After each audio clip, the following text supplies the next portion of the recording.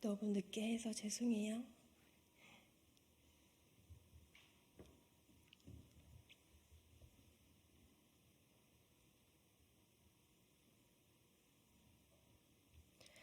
안녕하십니까. 새진보연합 대변인 신지혜입니다.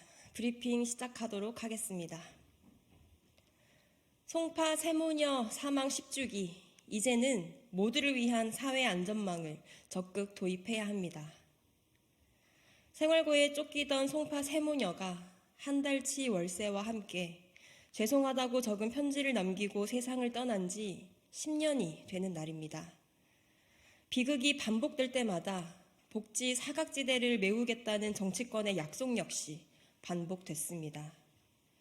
하지만 복지의 빈 곳은 여전하고 국민을 선별하는 정책에 미사여구만 바뀌고 있습니다.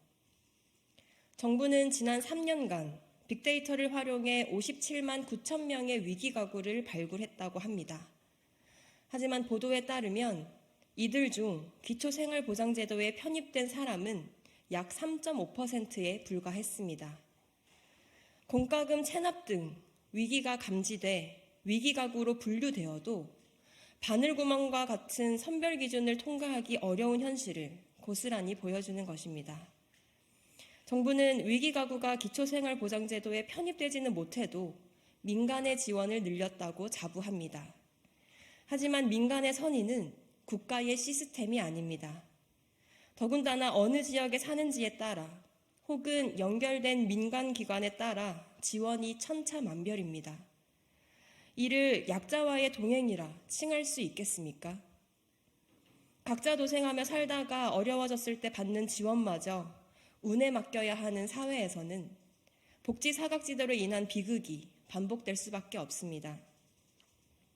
국가의 복지 시스템에 어렵사리 들어갔다 하더라도 일시적인 소득이 생기면 기초생활수급제도에서 너무 쉽게 탈락되는 복지 체계에도 변화가 필요합니다. 국민 중 4%만 들어갈 수 있는 기초생활수급제도 선별 기준은 너무나 잔인합니다. 치솟은 물가를 반영한 현실적 기준이 필요합니다. 복지 일자리 등으로 일시적인 소득이 생겼을 때 기초생활수급제도에서 탈락시키는 것이 아닌 급여를 조정하는 등의 유연한 시스템으로 변화해야 합니다.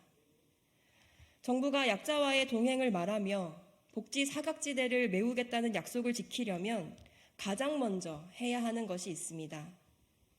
총선만 바라본 막무가내식 감세 약속을 중단하는 겁니다.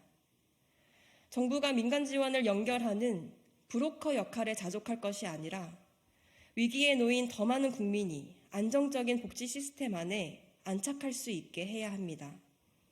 이를 위해선 당연하게도 재정이 필요합니다. 정부가 한 번도 효과를 제대로 증명한 적 없는 낙수 효과에 기대어 감세 약속을 남발하는 것은 각자 도생의 나라를 이어가겠다는 선언일 뿐입니다.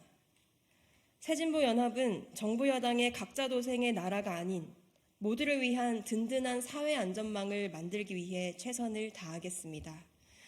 끝으로 송파 세모녀를 비롯해 생활고로 세상을 떠난 모든 분들의 명복을 빕니다. 이상입니다.